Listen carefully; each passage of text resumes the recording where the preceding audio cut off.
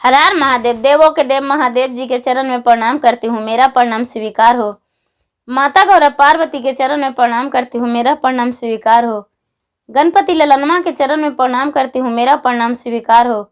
सब गुरु भाई बहनों के चरण में प्रणाम करती हूँ, मेरा प्रणाम स्वीकार हो। माता पिता के चरण में प्रणाम करती हूँ, मेरा प्रणाम स्वीकार हो। सब जीव जंतु के, सब देवी देवताओं के चरण में प्रणाम करती हूँ, मेरा प्रणाम स्वीकार हो। गुरु भाई बहन, मैं एक कथा सुनाने जा रही हूँ। इस कथा को पूरा सुनिए और रहस्य जानिए। आधी नहीं, आधी सुनने में शिव गुरु का अपमान होती है और पूरा सुनने में ज्ञान होती है। इसलिए कथा को पूरा सुनिए और रहस्य जानिए। हर हर महादेव, घर घर महादेव। गुरु भाई बहन, एक राजा थे और उनके एक ही पुत्र थे। तो राजा साहब अपने बेटे की आज्ञा अनुसार ही काम करते थे। जो भी उनके बेटा कहते थे, उनको मानना पड़ता था। पिता मानते थे और उनकी आज्ञा के अनुसार ही काम करते थे, क्योंकि वो जो थे वो बहुत जिद्दी थे। वो जो चाहते थे वो अपना कार्य पूरा करते थे। तो उनका जो पुत्र था वो बड़ा हो गया तो सारे लोग कहने लगे कि अपने बेटे को शादी कर दीजिए। तो उन्हें भी लगा कि हाँ, शादी करने लायक हो गया है। उनका जो बेटा थे वो बोले कि पिताजी, हम शादी करेंगे, एक से नहीं, हम 2 से शादी करेंगे, हमको 2 स्त्री चाहिए। उनके पिताजी बोले, नहीं पुत्र, ऐसा नहीं करनी चाहिए, ये गलत है। ऐसा क्यों तुम्हारा सोच है? ऐसा क्यों चाहते हो कि हम 2 से शादी करेंगे, एक से नहीं? तो उनका जो पुत्र थे वो बोले, पिताजी, यदि आप 2 से नहीं शादी कर दीजिएगा तो हम कवारा ही रह जाएंगे, शादी नहीं करेंगे। उनके पिता जो थे वो बेबस हो गए। सारी लोग से ये बात चर्चा फैला दिए कि मेरा पुत्र कहता है कि हम 2 विवाह करेंगे, और 2 विवाह भी करेंगे तो ये नहीं कि हम 1 महीना 2 महीना आगे पीछे, हम एक ही दिन दोनों शादी करेंगे। दोनों कन्या को हम एक ही दिन अपना घर में लाना चाहते हैं। लोग तैयार हो गए, कोई बात नहीं, इतना बड़ा राजा है, इतना धन संपत्ति है, क्या होगा, 2 शादी करेंगे तो 1-2 बच्चे उन्हें रहेंगे, 1-2 बच्चे इन्हें रहेंगे, तो क्या दिक्कत है? कोई दिक्कत नहीं, राजा वाली बात है।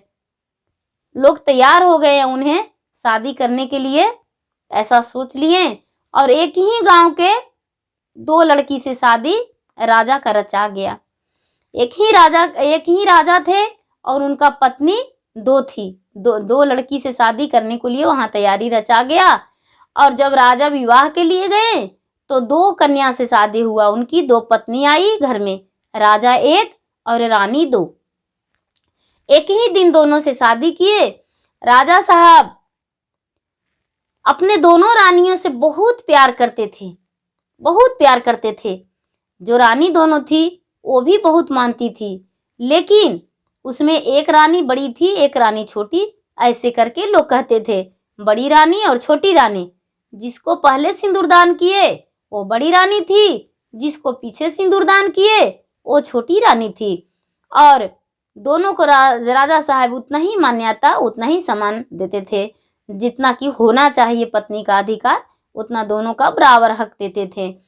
तो कुछ दिन होते ही जो बड़ी वाली रानी थी वो गर्भवती रह गई। तो सारे लोग बहुत खुश थे कि चलिए, बड़ी रानी गर्भवती है, बड़ी रानी अच्छी है और वो गर्भवती है, माँ बनने वाली है।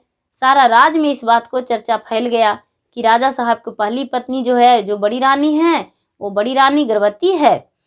कुछ दिन बाद जब उनका एक लड़का पैदा लिया तो बहुत खुशी मिला और सारे लोग खुश थे कि बड़ी रानी का एक लड़का पैदा लिया है। कुछ दिन बाद छोटी रानी भी उनको जन्म ले लेने पर बड़ी वाली रानी को संतान पैदा लिया, बच्चा। तो छोटी वाली रानी को भी गर्भवती, मतलब बोली कि हम भी गर्भवती हैं। राजा ये जानकर भी बड़े खुशी हुए कि मेरा जो 2 पहली पत्नी माँ बन चुकी है, दूसरी रानी भी है, जो छोटी रानी भी है वो रानी भी गर्भवती है। सारी लोग को बताएं कि जो दूसरी रानी है मेरी वो भी गर्भवती है। सारा लोग और खुश हो गए कि चलिए दूसरी रानी, छोटी रानी भी राजा साहब की गर्भवती है। इनका भी 9वें महीने के बाद एक सुंदर पुत्र पैदा लिया। एक एक पुत्र दोनों का हुआ और दोनों दूसरा बच्चा को तैयारी नहीं किए, दूसरा बच्चा को जन्म नहीं दिए, नहीं तो बड़ी रानी और नहीं तो छोटी रानी। एक एक बच्चा दोनों का, एक एक लड़का रह गया। इस बात से राजा भी सहमत थे, उनके परिवार भी सहमत थे कि चलो एक एक दोनों का है तो अच्छा है। दोनों बच्चा को राजा साहब उतना ही लाड प्यार करते थे। दोनों के लिए मन में उतना ही प्यार था और जितना उस बच्चा को मानते थे उतना उस बच्चा को, दोनों रानी को भी दोनों बच्चे के भी। लेकिन इनका जो बड़ी रानी थी वो अच्छी व्यवहार की नहीं थी। जो छोटी रानी थी वो प्रतिदिन भगवान के पूजा किया करती थी, भगवान के मंदिर जाया करती थी और प्रतिदिन भगवान के पूजा करती थी, भगवान के 3 स्तुर के पालन करती थी और बिना पूजा किए हुए और बिना राजा साहब के आरती उतारे हुए या राजा साहब के तिलक लगाए हुए राजा को घर से बाहर नहीं होने देती थी रानी। जो छोटी रानी थी वो प्रतिदिन राजा को रोड़ी का तिलक लगाती थी और आरती उतारती थी राजा के। उसके बाद बाहर राजा साहब जाते थे। इतना वो मान्यता जरूरी दिया करती थी और राजा जैसे भगवान के पूजा करती थी वैसा ही राजा के भी वो छोटी रानी पूजा किया करती थी। जो बड़ी रानी थी वो बहुत जलस होती थी कि लो ये तो प्रतिदिन अपने पति का ही पूजा करती है, आखिर पता नहीं क्या जानती है, प्रतिदिन मंदिर जाती है, प्रतिदिन अपने पति को पूजा करती है। जो बड़ी रानी थी वो अंदर ही अंदर छोटी रानी पर जलती थी और इसका जो बेटा था कोशिश में रहती थी बड़ी रानी कि उसको बेटे को हम मार दें और इनका सोच बहुत गलत था। राजा साहब को भी सोचती थी कि हम उन्हें मार दें और अपना सिंहासन पर हम बैठेंगे और राज का उत्तराधिकारी हम बन जाएंगे और धीरे धीरे मेरा बच्चा भी सियाना हो रहा है, बड़ा हो रहा है तो राज मेरा बेटा का हो जाएगा, ये दोनों तो खत्म हो जाएंगे, इन तीनों का हम इस दुनिया से चला देंगे। यही दिमाग में उनको बैठा रहता था।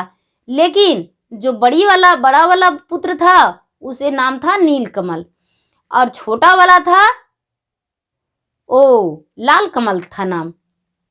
नीलकमल और लाल कमल के नाम से दोनों का पुकारा जाता था और दोनों का यही कहते थे।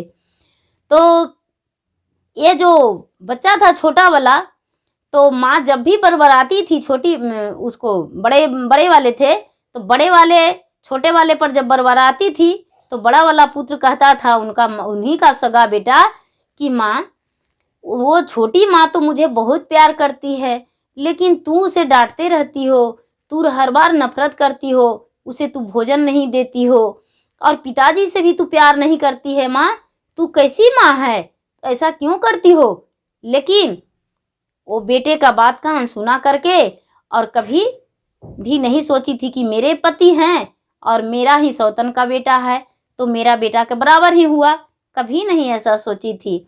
और वो हर वक्त उसके दिमाग में चलते रहता था कि हम किसी रूप से ना किसी रूप से मार दे। इस कारण जो उसको बेटे थे वो बड़ा थे लेकिन अपने माँ के साथ ही हमेशा रहता था। उन्हें लगता था कि माँ मेरा जो है मेरे पिताजी को मार डालेगी, लेकिन राजा को पता नहीं था ये जो रानी थी रानी बन के जरूर आई थी लेकिन एक राक्षसी थी और राजा के घर में रहने के कारण कि वो रानी बन के ही दबाव से रह रही थी। इन्हें लगता था कि यदि लोग जान जाएंगे हम कोई गलत करेंगे तो मुझे मार डालेंगे इन लोग। लेकिन एक दिन तो सच सबके सामने आ जाता है। ये राक्षस से दोस्ती था। एक दिन क्या किया बड़ी वाली रानी कि किसी बहाने से घर से निकली और घर से निकाल के और राक्षस से मिलने गई और बोली कि ऐसा है कि तू मेरे घर आ जाना और आकर और मेरा जो सौतन है उसे तू कैद कर लेना और मेरे पति को और मेरे सौतन के पुत्र को मार देना। बोले ठीक है, और घर में आएंगे तो किसी प्रकार का दिक्कत होगा तो? बोले कि ऐसा कुछ नहीं होगा, बाकी को हम संभाल लेंगे। इसके जो पुत्र थे वो इसी के साथ सोता था, लेकिन ये क्या किया, अपने पुत्र को नशे में कर दिया। कोई चीज ऐसा था भोजन में दे दिया कि वो बेचारा खा के नशे में हो गया। इसे नींद आ गया, पूरा आंखों में नींद भर गया। ये बेचारा जागा ही नहीं कि वो राक्षस आया और इसके माता पिता के कैद कर लिया और बंदी बनाकर लेकर चला गया, और इसके जो सौतेला भाई था उसको मार के वहीं पे छोड़ दिया। इसको माता पिता के बंदी बनाकर लेकर चला गया।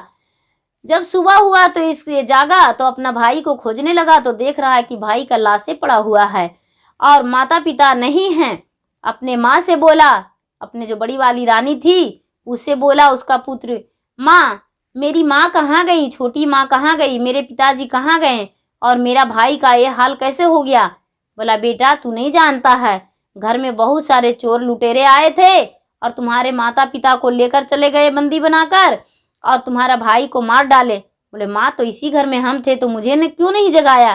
बोले कि तू नहीं जानता पुत्र, जो तुम्हारा भाई है तुमसे कितना प्यार करता था वो तो तुम्हें पता है, तो तुम नींद से सोया हुआ था, इस कारण तुम्हें वो नहीं जगाया, अपना प्राण हथ दिया और उनको चोटों से उन्हें मौत हो गया, लेकिन तुम्हें नहीं जगाया। ये लड़का बोला माँ तू झूठ बोलती हो, ऐसा क्यों कहती हो? माँ ऐसा नहीं हो सकता है, ये तुमने ऐसा किया है, तेरा ही सब करा धरा है, तूने मेरे भाई को मरवाया है, मेरे माता पिता को घर से निकाल दिया है। बोला नहीं। ये लड़का बोला तो ठीक है, मैं फांसी के फंदे पे चढ़ जाऊंगा तब तो तू सच बोलोगी। ये लड़का क्या किया कि फांसी लगाकर फंदे पर चढ़ गया और बोला अब बताओ माँ सच नहीं बताएगी? ये माँ बोली बेटा हम कुछ नहीं जानते हैं, नीचे उतर जाओ। ये लड़का क्या किया कि फांसी लगा के अपना गला घोट लिया और इसका मृत्यु हो गया। लेकिन माँ जो हत्यारी थी वो माँ सच नहीं बताई। और क्या किया कि इसका जो दोनों संतान तो इस दुनिया से चला गया। माँ दुखी हुई, लेकिन दुखी हो जाने के बाद गांव वाले लोग को बोले कि ऐसा है कि इसे जंगल में ले जाकर और कहीं इसको ठिकाना लगा दीजिए। दोनों बच्चे का लोग ठिकाना लगा दिए, कहीं माटी मजिल कर दिए, दोनों के एक ही जगह अलग अलग करके और ले जाके ठिकाने लगा दिए और अपने राज सिंहासन पर बैठ गई। अपने राज सिंहासन पर राज के उत्तराधिकार बन के और राज सिंहासन पर बैठ के और राज मुकुट पहन ली और राज चलाने लगी। अपने पति को, अपने सौतन को उसी राक्षस के कैद में छुड़ा दिया, बंदी लगा दिया और बंदी बना के रखने लगा। खैर कोई बात नहीं, ये जो बच्चा तो दोनों का मृत्यु हो गया। अब दोनों का मृत्यु हो गया तो एक भाई जो था बड़ा वाला नीलकमल, तो वो फूल जन्म लिया वहां पर, खूब सुंदर, पूरा सुंदर, इतना सुंदर फूल कि धम धम धम धम धम धम धम धम पूरा धमकता था। और लाल कमल था, वो भी खूब सुंदर फूल में जन्म लिया, बहुत सुंदर फूल और पूरा धमकता था दोनों फूल। और दोनों फूल छोटा जब जन्म लिया तब से ही फुलाता था, बहुत फुलाता था। लेकिन लोग जब तोड़ने जाते थे तो फूल मुरझा जाता था, हाथ लगाते थे और फूल मुरझा जाता था। जब फूल मुरझा जाता था तो जिसके खेत के बगल में जो पौधा जन्मा हुआ था तो वो सोचे कि अरे ये फूल किस काम के, जब हम लोग हाथ लगाते हैं तो फूल सूख जाता है और ऐसे फूल खिला हुआ रहता है, इसे क्यों ना जड़ से काट दें। वो कुल्हाड़ी लिए और जड़ से काटने चले गए तो जो फूल है लाल कमल, वो कहता है रजबा के बेटा भैया माता मोरा मरलन, दिहला नायागन में सोलाय,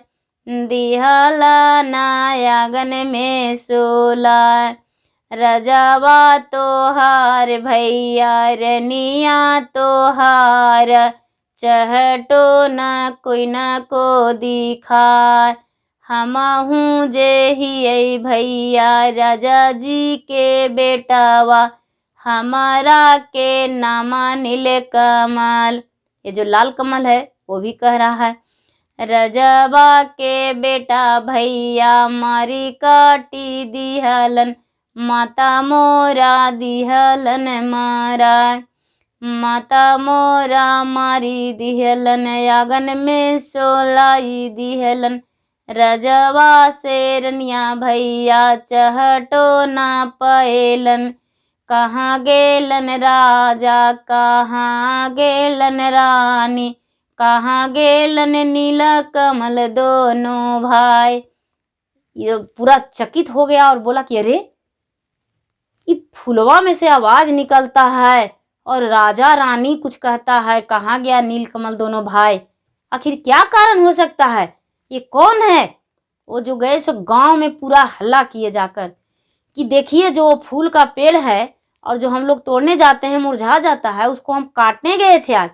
अब आज जब हम काटने गए तो गाना गाता है, कुछ बोलता है, चलिए हम लोग सुनेंगे। पूरा जो गांव के लोग थे वो बहुत सारे लोग गए उनको बातें सुनने को लिए। तो बातें सुनने को लिए तो जो भी काटने को लिए चाहते थे तब वो दोनों फूल बोलता था।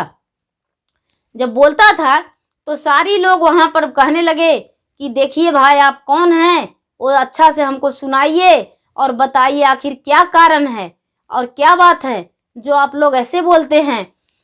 ये फूल जो था वो फूल बोला कि देखिए हम राजा का पुत्र हैं, नीलकमल और लाल कमल दोनों भाई हैं, और जो मेरे माता पिता हैं और मेरी जो बड़ी माँ है उसके बंदी बन के एक राक्षस के पास रह रही है, मेरे पिताजी भी रह रहे हैं, और जो मेरी माँ है वो राक्षिनी है, और सारी प्रजा को धीरे धीरे मार देंगे। यदि अपना राज बचाना चाहते हैं, जीवन बचाना चाहते हैं तो मुझे आज़ाद कर दीजिए। बोले कि तो आप कैसे आज़ाद होवेंगे बताइए। बोले कि दोनों के जड़ को दूध से पटा दीजिए, दूध से पटा के और यहाँ पर भगवान के चर्चा कीजिए, पूजा कीजिए और गुरु ब्राह्मण को ज्योनार जिमाइए। उसके बाद हम लोग दोनों यहाँ से आज़ाद हो जाएंगे और दोनों फिर से हम पुत्र बन जाएंगे, क्योंकि हम तो मेरा मृत्यु हो गया था, और जब मृत्यु हो गया तो भगवान के पास गए तो भगवान बोले कि नहीं तुम्हारा तो यहाँ कोई जगह नहीं है। तो भगवान दोनों के फूल के रूप में यहाँ भेज दिए और लोग बोले कि जाओ कोई अगर फूल काटेगा तो तुम्हें तेरा आज़ादी मिल जाएगा, आप लोग काटिए नहीं, बस छेव लगा दीजिए पेड़ में और हम लोग निकल जाएंगे। जो गांव वाले थे वो गांव वालों ने क्या किए कि दोनों के फूल में वहां पर तुरंत पूरा गांव वालों मिलके और बोले कि राजा रानी को हमें खोज करना है। तो ऐसे कैसे खोज कर सकते हैं, इन्हीं लोग बेटे लोग न मदद करेंगे, और राजा रानी कहाँ है इन्हें तो पता लगाएंगे। ये जो राक्षिनी है वो राज चला रही है और अच्छे राजा रानी तो कहाँ है उनका पता ही नहीं है। नील कमल और लाल कमल के दोनों के निकालने के लिए वहाँ पर पूजा पाठ किए, हवन करवाए, जाप करवाए और ब्राह्मणों को भोजन करवाए, कन्या कुमारी का ज्योनार करवाए और ज्योनार करवा के और वहाँ पर उनको फूल में छेव लगा दिए। छेव लगा दिए तो दोनों भाई आज़ाद हो गए और दोनों भाई एक राजकुमार की तरह दोनों निकल गए और प्रजा लोग सब पहचान गए कि अरे ये तो सचमुच में राजा का पुत्र है, ये तो सही बात है। कुछ लोग जो वहाँ झाके थे वो भी उपस्थित हुए, बोले कि हाँ यहाँ पर तो माटी मजिल दोनों भाई का हम लोग किए थे। सारा लोग इस बात को जानकर और बहुत आंसू गिराए, बहुत दुखी हुए कि रानी ही ऐसा करवा दी, ये बहुत गलत हुआ। लेकिन सारे प्रजा और दोनों नीलकमल और लाल कमल दोनों मिल गया और मिलकर और जाके माँ के पास गया और बोला माँ मेरे पिताजी कहाँ हैं बताओ। बोला अरे तूने तो मर गया था, तूने कैसे दोनों यहाँ फिर से वापस आ गया। बोला कि बता दो माँ मेरे पिताजी कहाँ हैं। बोले हम नहीं जानते हैं। ये जो नील कमल और लाल कमल था दोनों का पता था कि इसका प्राण कहाँ बसता है। वो क्या किया कि उसका एक पेड़ था, पेड़ में एक घोंसला था, घोंसला में एक हीरामन तोता था, उस तोता में इसका प्राण बचता था, ये बड़ी वाली रानी का। उस तोता को ले आया दोनों पुत्र मिलकर और लाकर और अपने माँ को बोला, रानी के, माँ देखो ये तोता का पहचानती हो? ये तो देख लिया और चिल्लाने लगी। बोली कि अरे इसको ये तू कहाँ से लाया? बोले माँ, एक लुंडा पहाड़ी था, उस पे एक पेड़ था, पेड़ पे घोंसला में था माँ, इसको लाए हैं खेलने के लिए। ये चिल्लाने लगी रानी। बोला कि जल्दी से तू बता दो, नहीं तो इसका मूड़ी मरोड़ देंगे। ये बोला, हम तुम्हारे माता पिता को नहीं जानते हैं, हमें नहीं पता। क्या किया? इसका जो सगा पुत्र था वही एक पैर तोड़ दिया, एक पैर तोड़ दिया। बोला कि अब ये रानी, जो बड़ी वाली रानी थी, वो चिल्लाने लगी। बोली कि अब बताओ माँ, अब क्या करोगी? नहीं बताई, दूसरा पैर भी तोड़ दी। पूरा चिल्लाने लगी रानी। अब कहती है कि माँ तेरा हाथ भी तोड़ देंगे। एक हाथ भी तोड़ दिए। तो बोला कि बताई पूरा पता कि उस जगह पे तुम्हारे माता पिता हैं, जाओ छुड़ा कर ले आओ, नहीं तो वो लोग मार डालेंगे। एक क्या किया कि झट से मुड़ी मरोड़ दिया सुगा को। ये माँ जो थी राक्षिनी, वो इस दुनिया से चल बसी, मर गई। और जो दोनों पुत्र थे और प्रजा भी उनके साथ, और पुत्र भी, दोनों सब मिलकर और वो राक्षस के पास पहुँचे और राजा रानी को वापस लाए। जब राजा रानी अपने पुत्र को देखे तो गले में लिपट गए और कहने लगे कि अरे तूने तो इस दुनिया से चल गया था, आखिर तेरा चमत्कारी ये कैसे हुआ? ये जो पुत्र था वो बोला, माँ तू नहीं जानती हो, तू सारा दिन भगवान के पूजा करती थी, शिव गुरु के पूजा करती थी, तो तुम्हारा पूजा क्या व्यर्थ जाता? भगवान मुझे लौटा दिए। जब मेरी माँ ने मुझे मरवा दी थी और हमने फांसी लगा लिए थे, दोनों पुत्र बताए कि हमने फांसी लगा लिए माँ, आपको नहीं देखा तो अपने प्राण आत्महत्या कर दिए। और इसका हम जाने कि मेरा भाई नहीं है, तो अपना प्राण भी हम खत्म करके और भगवान के पास दोनों भाई चले गए। तो भगवान ने मुझे रखने से वहाँ पर इनकार कर गए और बोले कि नहीं, तुम्हारा यहाँ रहने का कोई जगह नहीं है, तू वापस जाओ, तेरे माता पिता तुम्हारा इंतजार कर रहे हैं, जाओ। हम वापस आ गए माँ, और दोनों भाई फूल में जन्म ले लिए थे, और जो भी फूल तोड़ते थे तो फूल मुरझा जाता था, और छोड़ देते थे तो फूल खिल जाता था। और हम लोग दोनों भाई नीलकमल और लाल कमल थे माँ, फूल के रूप में। पूरा प्रजा मिलकर हमें आज़ाद करवाए हैं माँ। अपने पूरे कहानी माता पिता से बताए। माता पिता अपने बच्चे को स्वीकारे, गले लगाए और घर आए तो देखें कि उनका जो पत्नी थी राजा के, वो तो पूरा उल्टे पांव पड़ी हुई है, उनका हाथ पैर टूटे हुए हैं। वो राजा बोले, किसका हाल ये किसने किया? रानी भी बोली कि जो जैसा करते हैं वैसा पाते हैं, लेकिन इनका हाल ऐसा क्यों कर दिया? ये तो बड़ी वाली रानी थी। बोली, नहीं माँ, तू नहीं जानती हो, एक राक्षिनी थी, हम इसके पुत्र थे सगे, तो मुझे पता था। माँ, ये जन्म दी थी लेकिन पालनहार तू ही थी माँ, इसलिए ये मेरी माँ नहीं है, तू ही मेरी माँ है। ऐसा कह के और उस माँ को अग्नि संस्कार करवा दिए, क्रिया कर्मठ कर दिए, और राजा रानी और दोनों बेटे प्रजा सब अच्छे से रहने लगे। गुरु भाई बहना, जो जैसा करते हैं वैसा पाते हैं, ये कहावत नहीं, ये सच है। और जैसे कि वो जो रानी थी तो गलत की तो गलत परिणाम मिलना। हे गुरु भाई बहन, जैसे छोटी रानी पे दया किए और उसको मृत बच्चे को भी फिर से भगवान वापस दे दिए, उसी तरह गुरु भाई बहन, हे महादेव, सब पे दया कीजिए। गुरु भाई बहन जितने जो दुख में होंगे उन्हें भी दुख से उबारा कर दीजिए और कष्ट दूर करके उन पे दया बरसाइए और उन्हें खुश कर दीजिए। जिनका गोद में संतान नहीं है, महादेव उन्हें संतान दे दीजिए। जो दुखी हैं उनका खुश कर दीजिए और सबको खुश रखिए। हर हर महादेव, घर घर महादेव।